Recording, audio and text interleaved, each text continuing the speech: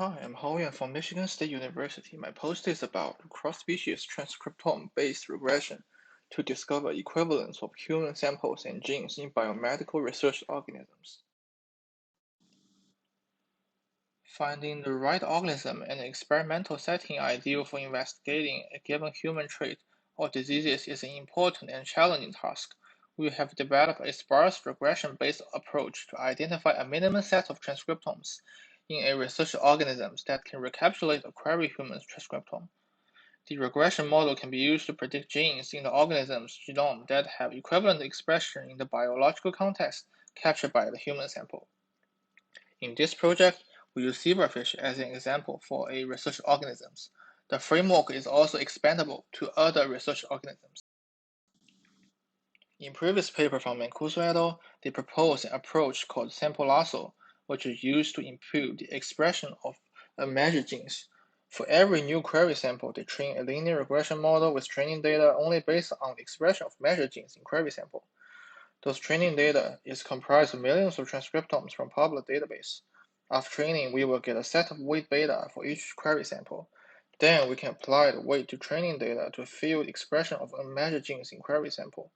Due to mathematical property of lasso, it can help to upweight related samples and regularize unrelated samples to zero. So they choose lasso as penalty term. To evaluate the performance of sample lasso, they applied the sample lasso and other 5 existing imputation methods to predict unmeasured genes expression in RNA-seq data. They compared the NRMSE value of sample lasso with other 5 methods, used 2 different gene splits, which is GPL and links. GPL splits has more number of measured genes in query samples than links. NRMSE metric measures the differences between predicted expression value and ground truth, so lower the NRMSE means better performance. As we can see, median and overall distribution of NRMSE of sample lasso is comparably low among 6 methods.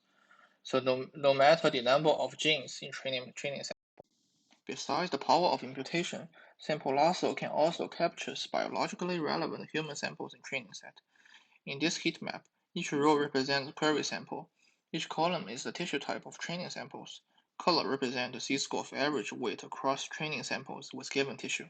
Like in the first column, each row represents the z-score of average weight across blood samples only in training data for every query sample. Higher value means the model upweighted the training samples from a given tissue type. Highlighted blue block on the diagonal indicates that given a query sample, sample lasso can capture biologically relevant human samples in training sets. Then we test whether sample lasso can capture the training data having similar biological context to query samples when training and query samples are different species. In this experiment, I try to use human as query sample while using zebrafish as training samples. Try to see whether we can capture zebrafish samples having similar biological context to query human samples. Here, we define tissue as biological context. Since the number of gene and tissue in human and zebrafish are different, we build a regression model only based on one-to-one orthologs and homolog tissues. As we can see, the blue blocks highlighted on the diagonal means sample lasso can identify zebrafish samples with similar biological background as given human samples in most of the tissue types. Another application of the cross-species regression approach is to find the functional gene analogs under different conditions. As we know, in different species under the same condition, due to the rise of evolutionary divergence, genes responsible for the same biological functions could be different. Since genes always work and exert functions together, gene functions could be always represented as the neighbor of genes connected to in gene network. Like the example shown here, I show a gene tree between human and zebrafish. A rise of human gene A and zebrafish gene A and B can be traced to a speciation event, while 2 zebrafish genes come from a genome duplication event. Connected shape elements above is a simplified gene network comprising the given human zebrafish gene, which is green. Blue elements with the same shape is homologous genes between species. Under condition 1, human gene A have similar function to zebrafish gene B, which is because gene A in human, and gene B in zebrafish are connected to the similar sets of homologous genes, respectively. while under condition 2, human gene A have similar function to zebrafish gene A since they are neighboring to the similar sets of homologous genes. So we think about we could find functional analog genes between species by comparing their connectivity to neighboring genes. What's noteworthy is that functional analog genes are not restricted by homology. They could be any pair of genes across species. Again, we use human and zebrafish as an example. This method is applicable to any cross-species comparison. We utilize regression approach to generate gene networks informed by the condition of a given sample. For each human query sample, 2 regression models are built with human and zebrafish training samples respectively, based on only one-to-one orthologs. Then, co-expression networks are generated based on weighted Pearson correlation between all gene pairs within species.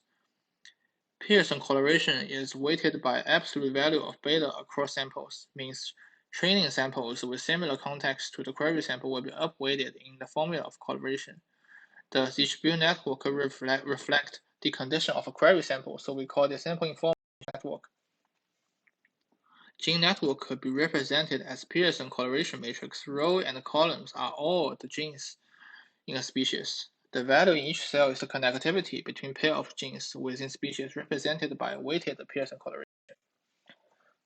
Now we want to compare the network between human and zebrafish. To make human and zebrafish network comparable, we only compare the correlation of connectivity of one-to-one ortholog genes between human and zebrafish. We compare human and zebrafish network generated from the regression model of the same query human. For example, here I take IS row from human matrix, which is the connectivity of human IS genes to all one-to-one ortholog genes in human. Then I take J's row from zebrafish matrix, which is the connectivity of zebrafish J's genes to all one-to-one ortholog genes in zebrafish. I compute the Pearson correlation of one-to-one ortholog genes connectivity of IS genes in human and J's genes in zebrafish. Higher correlation value means IS genes in human and J's genes in zebrafish are interact with similar sets of homologous neighboring genes, indicated that they have similar functions. Then I can use such workflow to get the Pearson correlation of connectivity of all pairs of genes between human and zebrafish.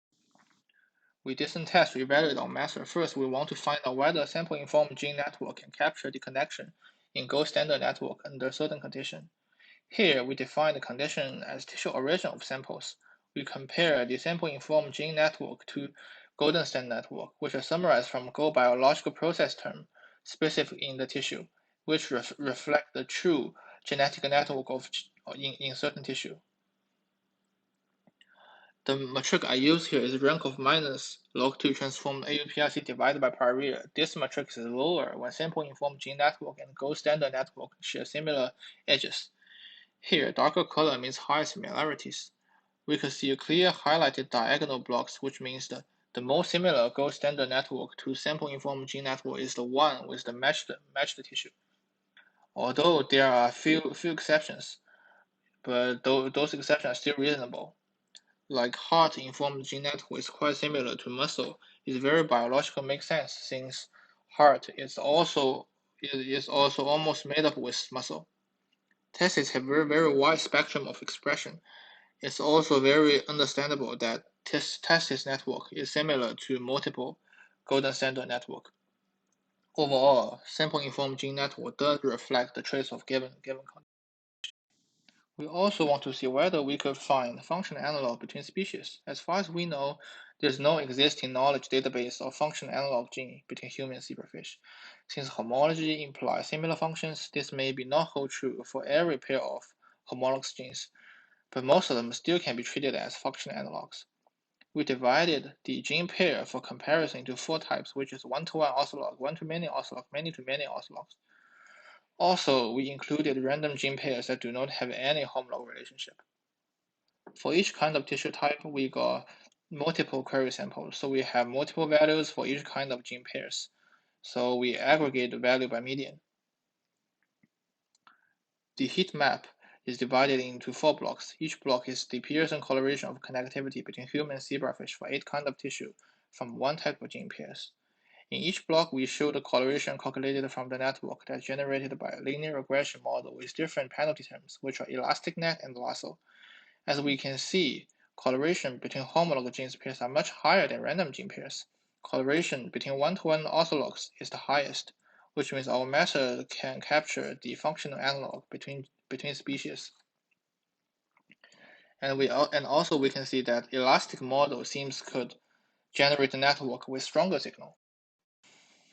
I would like to thank my mentor Arjun and Ingo, also every lab member who helped me a lot in this project. People interested in my project could contact me or people in lab through the info I show here.